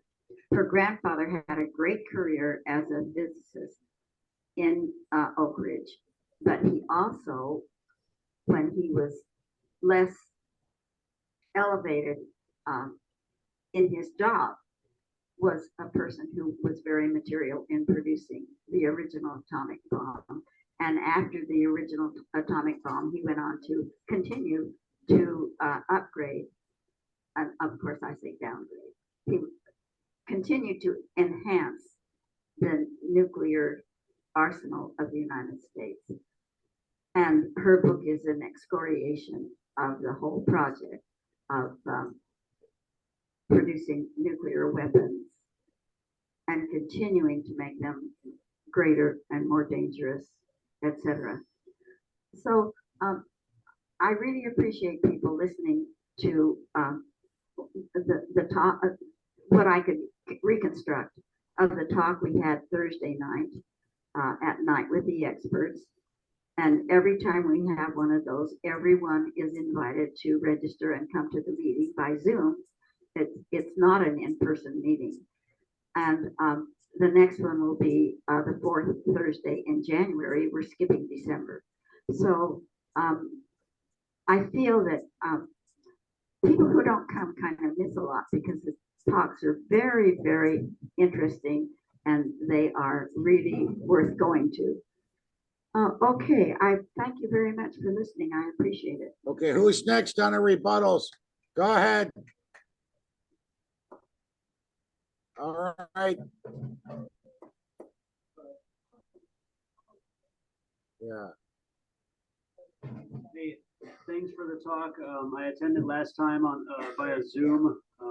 You were talking about posture, and I appreciate that. It's good to have a topic be on health instead of something that gets vague. Just as a thought, in case there are any people thinking about doing future presentations about food, interesting topic could be food in history or food in politics. You could cover things like the Soviet famine in the Ukraine. An interesting note is that, according to some that read online, I don't know if this is true, but so Mao in China is credited with killing 80 million people, and it's resulted from a famine. And apparently, people were told to kill sparrows. Like Chinese people were told on Christian principles, like they took some Bible that justified killing sparrows, and then they ate worms, and the worms ate up all the arable soil, and that's why there was not a lot of land or soil available for farming, and that's why this famine was caused. That's one theory of how the Chinese famine was caused. A food-related thing in politics and history I want to mention in case people get into it, a possibility. Another thing is, looking at a U.S. Supreme Court case from the 30s called Wickard v. Filburn. The last few times I've been here, I've been talking about how the public sector and the private sector are kind of blurred, and it's not really clear where that's supposed to be separated or delineated. And if you look at this FDR era Supreme Court case, there's this farmer, I don't remember if it was Wickard or Filburn, but he had a bunch of grain on his property. He was going to either eat it or feed it to his cattle. He had no plans to sell it. And the federal government steps in and decides, even though you have no plans to sell it, it could potentially substantially affect interstate commerce. So I don't know if they confiscated the grain or they're forced him to sell it or something. But that, in my mind, 30 years prior to the civil rights legislation that said you can't discriminate anymore in commercial settings, commercial accommodations, that's what really preceded that whole integration of commercial settings, is taking away people's property because they might sell it on interstate commerce grounds. So that's a food-related thing in history of politics you might want to look into. I think the last 4 years and the COVID phenomenon really made us all more aware of our own bodies and nutrition. You might want to look into something called terrain theory. There's terrain theory versus germ theory. Apparently, some of the people who believe in terrain theory, I think they maybe don't even believe that, don't believe the viruses exist, that like nutrition and what's available in your body already is more of a determiner of your health than whether you encounter a virus. It's like virus might mess you up, but it all depends on whether you're predisposed to be vulnerable to the virus as well. So it's germ theory versus terrain theory. I've thought about doing a presentation on some of the grain and sugar stuff that was discussed. I wanted to call the presentation "How the Hoarding of Grain Became, led to kind of destruction of humanity." Almost, I don't remember the exact title, but if you think about it, it's really possible that people were forced to work. When agriculture came about 10,000 years ago, it's possible that people were forced to work on the promise that they would receive some kind of food, even if it's just bread, because bread is the most common form of food available. So I would think that they would stockpile grains in silos, probably with the kings and slave masters and warlords and stuff, and they would make people work and say, well, you're going to get all this bread, you're going to get all this sugar. It's really hard to think of a product without bread or added sugar in it, or without a grain. Like rice is grain, everything with rice is grain. Pies, pastries, cake, it's all bread, raised sugar. I appreciate you going to different kinds of sugar, but alcohol is a sugar as well. It's possible that people were kept in line by being given not only food, but alcohol, and saying, well, you might be working your ass off, work your fingers to the bone, it might hurt, but we're going to give you a lot of food and make you happy. You might get fat, but we're going to give you alcohol to relieve the pain. And just fuels the cycle of unwanted work to produce garbage that people are supposed to eat. So I would do some more research on that topic and go into why we're being programmed to be addicted to sugar, alcohol, and grains, and why we can't get them out of food. That base of the food pyramid, it was all grains. My teacher, back when I was 14, said that's there because the grain companies that want subsidies from the government, they kind of paid or they got someone to say like food pyramid, base of the food pyramid is grain, it's bread. It's like, no, that's not a food pyramid. That's how you make a sandwich. You start with bread on the bottom. Doesn't mean that's how you're supposed to be found your entire life. The USDA just kind of gave up. They had this thing where everything points to the top. It's like everything in moderation. Like, no, there is stuff we can actually learn. There's a doctor, I think his name is Michael Gundry, Gundry, and to partially answer Charlie's question, I'll wrap up in a minute. Like, fruit can be bad for you. If you eat too much of it, if you drink juice or juice too much, if you drink too much fruit, or eat too much fruit out of season, it could cause diabetes, could cause liver problems because your liver can't process. Another reason sugar is really bad for you is because it's microscopic. So it has a lot of surface area, so it can corrode. So anything you eat that's tiny and microscopic, flakes and crystals like sugar or coffee, that's something that can erode at your teeth and erode it, probably stuff in your gut. The presenter tonight knows a lot more about the effects of sugar on the gut than I do. Dan does, and the author of Sugar Blues as well. So I look forward to looking more into the threats of sugar-related substances to our diet. Thanks for listening.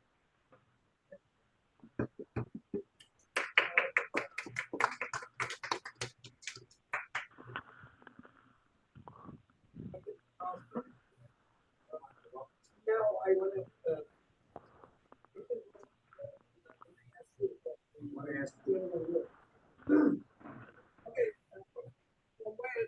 understand. Right up front. Yeah, from what I understand, you could justify just about any kind of activity or Right up front. whatever that Let's- you do by talking about how many jobs are created by that activity. Come on over here. Let's get you in. So if you wanted to kill any industry or change it, the first thing you would have to face in Congress is the lobby that works for that industry. I say, for instance, nuclear industry that she talked about actually hires now millions of people, believe it or not. Some of the richest counties in America are counties that deal with nuclear energy. And so if you said,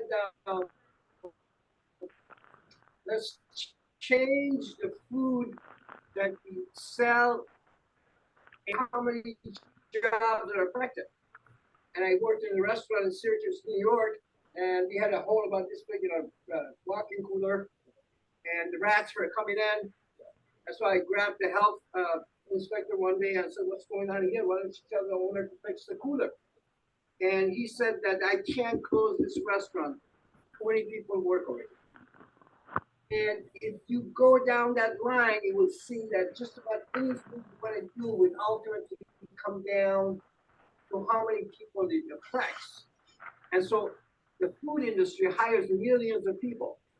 And so we could not, or maybe we could, I don't know, go out there and tell people to stop eating any kind of food that's sold in a supermarket, employs thousands of people. And the way it's presented, preserved in cans, bottles, whatever. And so they are not going to be selling it to you wholesale someplace where you can go get whatever. And so the real issue here is in our country, job creation trumps everything else. So in other words, you say, what I'm doing here is not very good, but thousands of people are working here. They are not going to shut you down. It could be coal, it could be nuclear weapon, it could be a cannery that's canning food with a lot of preservatives, and it won't be shut down because the job creation will trump that whatever other idea it is that you have. And it's very difficult to tell. One of the reasons, and every goes with it, the taxes and on and on. If you said the car industry is destroying the country, the number one objection would be how many jobs are created by the car industry, and how much taxes are derived from people driving a car.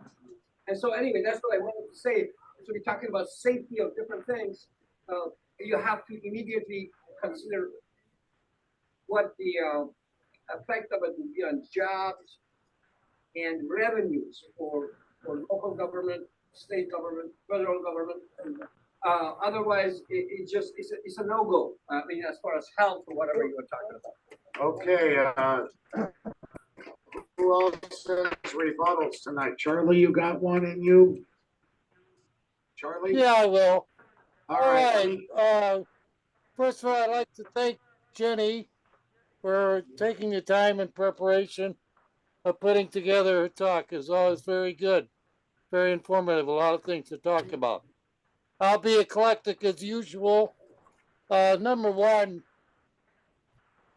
the thing about vegans is and these health conscious people is there are multiple assertions, and there appears to be no common agreement among any of them. Uh, some meat is okay, fish, dairy products, honey, what have you. There, the very first time we had the topic at the college, a fight broke out between two seniors on whether or not you should drink milk. One guy said you should drink a glass of milk a day. And the other old guy said under no circumstances. So there's a fluidity here in terms of advice. Number two, uh, diet seems to be tied in large respects to culture, things like that. The other thing that's come to mind is that regarding vegan, is that anthropologists long have maintained that the Neanderthals were replaced by Homo sapiens because the Homo sapiens ate meat and had better brain development and were more skillful at working collectively towards getting animals, adding meat to their diet. And the Neanderthals were wiped out within a relatively brief period of time of 10,000 years because they were inadequate and they existed on basically primary gatherers and a little hunting, but they were replaced by that. Now, the thing about, I've already spoken on the history of food in some respects.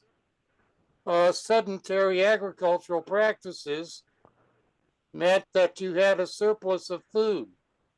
And anytime you have a surplus of food, it enables the people can pursue occupations not growing food, like the trades and crafts, carpenters, metallurgy, even the administration of government.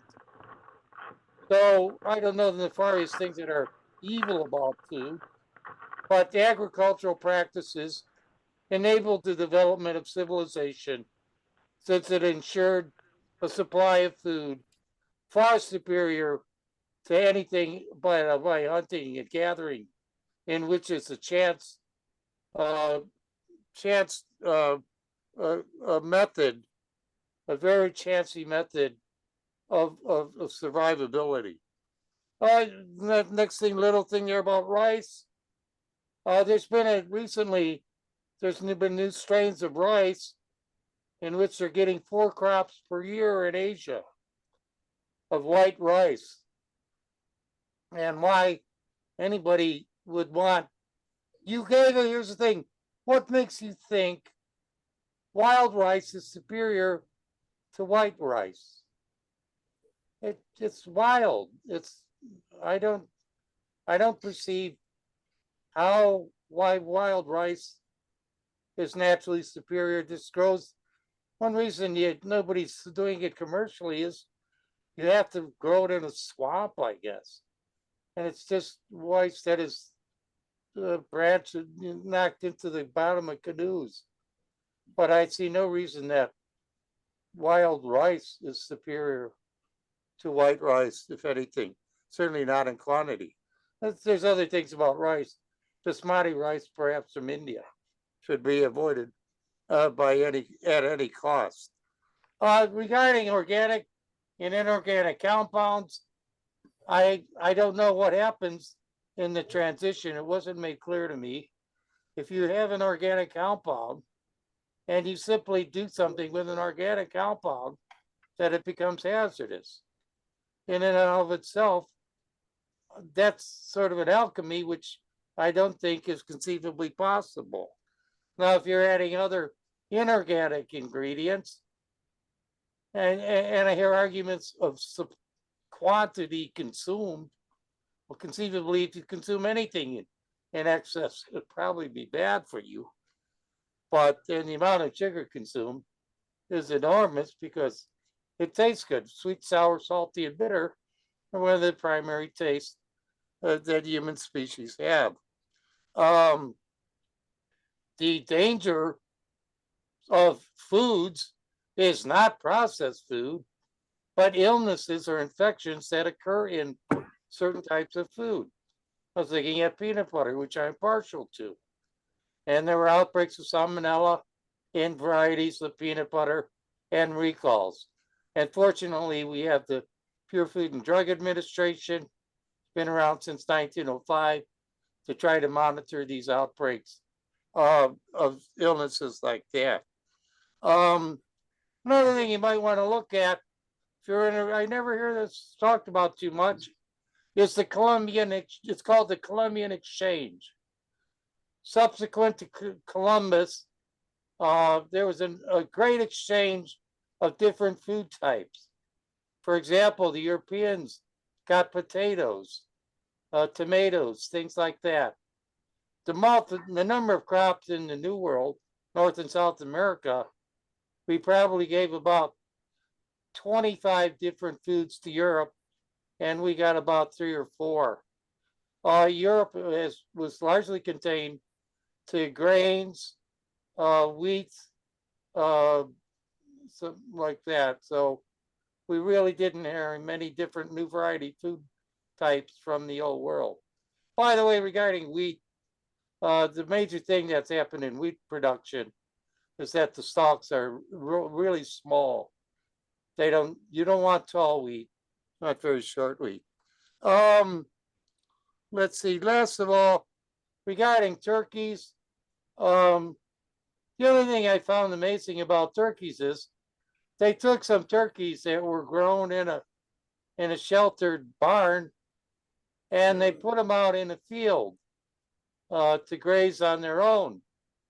And according to what I was reading, the guys that claimed that the birds that were raised in the Quonset barn, when they were let free to roam wild, didn't know how to peck for worms or get insects. They just stood around waiting to get fed. So they had gotten very indolent by being fed and like that. But anyhow, I hope everyone have a nice holiday. You know, and let's all be thankful, and let's see that be thankful that everyone gets together again next year. Thank you. Okay, anybody else have a rebuttal? If not, Jenny, you get the final word. Get the final word, and you'll just adjourn us when you're done. Two things I want to say. One is, I just have this idea. This idea is that maybe the body can count how many different ingredients are in any certain food. And above like 3 or 4, it just says, forget it, this is toxic. That's one idea. The other idea is that, remember how I was talking about the fiber and how it would bind the carcinogens in your body, which come from natural and man-made sources, right? Maybe stuff like radiation. I'm not sure. Anyway, the fiber binds that and it helps push it out of the body. So that's a good thing that your body's doing, trying to take care of you, as long as you give it enough fiber. Okay? That's it. All right, just college adjourned. Everybody have a good night. We'll see you all next week. Very good. With that, all right, with that, we'll consider the college. Yes, Jake. Yes, Jake. Hi. Yeah. Hi. Who's speaking next week? Ernie Norman. Ernie Oh, Norman. okay. On. Gaza. Oh, okay. All right. All right, with that, we're adjourned. All right, you guys have a good night.